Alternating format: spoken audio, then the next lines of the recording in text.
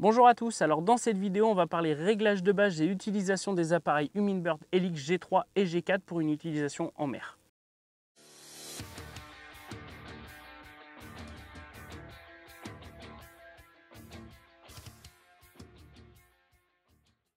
Dans un premier temps, pour tous les possesseurs d'appareils Helix G3, G4 qui sont déjà en fonctionnement, je vais vous inviter à faire un valeur par défaut. Alors n'ayez pas peur, le valeur par défaut, vous n'allez pas perdre vos points GPS, vos routes, vos traces, etc. C'est simplement les réglages qui vont revenir à blanc. Pour tous les appareils qui sont neufs, je vous invite à suivre ce que je vais dire dans la suite de la vidéo au niveau des différents réglages de l'appareil. Alors pour faire le valeur par défaut, on va venir faire ici 2 fois menu et sélectionner dans configuration valeur par défaut. Et je vais valider à l'aide de la flèche de droite.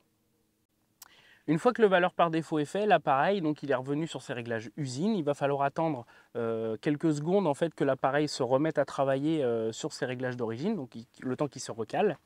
Et une fois que l'appareil va être recalé, on va venir refaire 2 fois menu ici. Et le premier truc à faire pour les réglages, c'est toujours dans configuration, on va venir passer le mode utilisateur de pêcheur à la ligne à personnaliser. Là, l'avantage de ça, c'est qu'on va venir ouvrir tous les menus de l'appareil. Ensuite, je vais continuer à descendre et je vais aller donc sur heure locale que je vais venir régler en UTC plus 1, donc le fuseau horaire français. Heure d'été actif-inactif selon la saison, bien évidemment. Format de l'heure 24 heures, format de date jour, mois, année. Et un truc très important, le premier truc très important de l'appareil, ça va être dans configuration de chirp. Donc je vais rentrer dedans et là je vais aller dans spectre de fréquence chirp 2D. Il faut savoir que ces appareils sont capables de travailler à 140-240 au niveau des fréquences de travail de l'appareil. L'idée c'est de venir ouvrir la plage parce que d'origine il est bloqué de 150 à 220. Donc là à l'aide des flèches je vais aller régler 140, 240. Une fois que c'est fait, à l'aide de la touche Exit, je vais sortir de ce menu-là. Je refais, donc quand je suis sur le menu général, je refais une fois Exit et mon curseur instantanément va retourner sur la partie haute. Ensuite, je vais aller ici dans Source de données. Ici, je vais retrouver dans les unités la possibilité de changer donc, toutes mes unités de mesure de l'appareil, donc mètres, degrés Celsius, la vitesse, les distances, etc. Donc moi, les vitesses en mer, je vais travailler en nœuds parce que je trouve ça beaucoup plus intéressant pour moi. Je fais Exit et le deuxième truc très important à régler sur vos appareils Humminbird Helix, c'est dans GPS Setting ici, ça va être le format de position. Donc d'origine, il est en format de position américain et nous l'idée c'est de le passer en format de position européen. Donc on va passer sur DD, MM, MMM. Ensuite la sortie GPS, on va pouvoir la passer donc sur 10 Hz, donc ça permet d'avoir un rafraîchissement un peu plus rapide. Et on va pouvoir activer le GPS GLONASS pour cumuler les différents satellites disponibles. Ensuite, je vais faire Exit pour revenir sur le menu général. Une fois donc on est revenu sur ce menu général, donc je refais une Exit pour revenir sur l'onglet supérieur. Et là, je vais aller donc sur la partie gauche dans l'onglet Sonar. Ici, vous avez un onglet qui s'appelle Switchfire 2D. Donc on va passer, donc d'origine il est en mode effacement, on va le passer en mode max.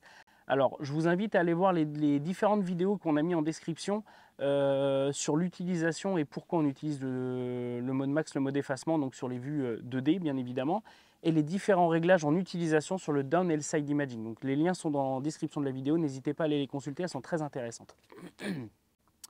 Ensuite, je vais aller ici dans Envoi de ping arrière-plan SI, donc là qui est en inactif, que je vais passer en actif. Alors ça, c'est simplement pour que l'appareil, même si la vue side n'est pas affichée sur l'écran, qui continue à travailler derrière. Comme ça, si vous voyez quelque chose au 2D ou au down, si vous repassez sur la vue side et que vous avez l'envoi d'arrière-plan qui est inactif, vous n'aurez pas d'historique sur le side. L'avantage de le passer en actif, c'est que si vous voyez quelque chose, vous repassez sur la vue side et vous avez quand même l'historique de ce qui vient de passer. Ensuite, je vais continuer à descendre dans ce menu sonar et je vais aller chercher le type d'eau. Alors, l'appareil est capable de travailler en eau douce et en eau de mer, donc les densités ne sont pas les mêmes, donc on peut avoir un écart important au niveau de la profondeur si on ne travaille pas sur le bon type d'eau. Donc pour la mer, on va avoir deux possibilités, donc salé peu profond pour des utilisations jusqu'à une centaine de mètres et salé profond pour les utilisations à plus de 100 mètres. Ensuite, juste en dessous le type d'eau, on va retrouver quelque chose qui fait beaucoup parler sur les réseaux, c'est la sélection de sondes. Alors il faut savoir que la sélection de sonde d'origine est adaptée à l'appareil et à la sonde livrée dans la même boîte. C'est-à-dire que si vous avez un ensemble appareil et sonde commandés en même temps dans la même boîte, la sélection de sonde, il ne faut surtout pas y toucher. Le seul cas où on va venir toucher à cette sélection de sonde, c'est si jamais pour une utilisation mer, vous avez besoin de mettre une sonde basse fréquence ou une sonde haute fréquence, on va pouvoir venir sélectionner la sonde Airmar directement ici pour dire à l'appareil, attention, tu n'es pas sur ta sonde d'origine, tu vas travailler sur une autre sonde, donc les fréquences, ça va être comme ça. Donc, très important, si vous avez la sonde origine, surtout ne pas venir toucher à cette sélection de sonde. Une fois que vous avez réalisé ces quelques petits réglages, le menu général de l'appareil, normalement, il n'y a plus de raison d'y aller. Donc, on peut sortir de tous ces menus-là et on va aller maintenant régler chaque vue de façon indépendante. Alors, petite astuce, donc pour tous les appareils Humminbird, le bouton vue ici, quand vous restez appuyé, vous avez la possibilité de venir chercher toutes les vues disponibles dans l'appareil. Donc là, ce qui m'intéresse, c'est une vue sondeur 2D. Donc, je vais dans Sonar ici et je vais chercher vue 2D. Pour me faciliter la vie, je vais venir enregistrer le raccourci. Donc, je maintiens appuyé le bouton. Et là, peu importe où je vais être dans l'appareil, quand je vais appuyer sur ce bouton-là, je vais arriver sur ma vue 2D. Ici, la petite touche validée, elle va permettre de changer les fréquences. Donc là, on l'a réglé en 140 dans 140. Donc, je vais pouvoir afficher mon spec 140 de 140. Si j'appuie sur ma petite touche validée, je vais pouvoir chercher ma plage de fréquence basse et ma plage de fréquence haute. Donc là, 140 de 140. Ensuite, quand je vais appuyer sur menu, donc une fois menu, c'est le menu de la vue affichée. C'est-à-dire que si vous êtes sur la vue 2D, ça sera le menu de la vue 2D, le menu down pour la vue down, etc., etc. Donc là, dans la vue 2D, je vais venir chercher ici, en palette de couleurs, ici la palette numéro 6. Alors cette palette, encore une fois, je vous invite à aller voir les vidéos en description, elle a beaucoup d'intérêt. N'hésitez pas à l'essayer et à aller voir cette vidéo pour vraiment comprendre l'intérêt de cette palette de couleurs. Ensuite, je vais appuyer une fois sur vue et je vais venir chercher ma vue Down Imaging. Alors sur ma vue Down Imaging, donc toujours pareil, petite touche validée ici pour changer les fréquences selon les profondeurs de travail. Et je vais venir également ici changer la palette de couleurs du DI. D'origine, on est sur la palette numéro 2 et moi je vais venir passer sur la palette 11. Donc cette palette 11, elle a vraiment l'intérêt de cumuler de l'information au niveau des couleurs et de mettre en évidence des choses qu'on ne verrait pas sur la palette numéro 2. Ensuite, on va avoir la vue Side Imaging. Alors la vue Side Imaging, d'origine, la portée du Side Imaging, elle est verrouillée à 30 mètres. Donc là, je vais faire une fois menu, toujours pareil, pour avoir le menu de la vue affichée. Et je vais aller chercher plage SI, que je vais venir passer en automatique. En fait, l'avantage de cette vue-là, c'est que ça fait un paramètre de moins à régler, que l'appareil est capable de savoir que dans telle profondeur, il est capable de voir de telle et telle distance de chaque côté du bateau. Maintenant, ce que je vais faire, c'est que donc, je vais toujours réappuyer sur mon bouton vue et je vais aller chercher ma vue carte.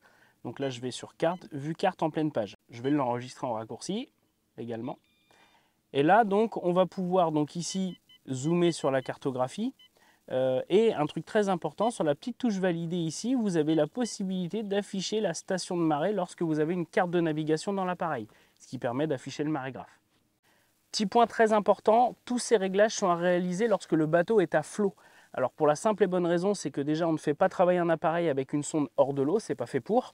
On ne fait pas les réglages en mode simulation, auquel cas les réglages ne seront pas gardés en mémoire. Donc il faut vraiment que l'appareil soit à l'extérieur et sur l'eau pour que la sonde soit dans l'eau et que le GPS soit connecté. Donc voilà, j'espère que cette petite vidéo vous aura été utile. N'hésitez pas à aller voir les vidéos qui sont en lien dans la description, à vous abonner sur la chaîne Navicon Media. Et puis moi je vous dis à très bientôt dans une prochaine vidéo.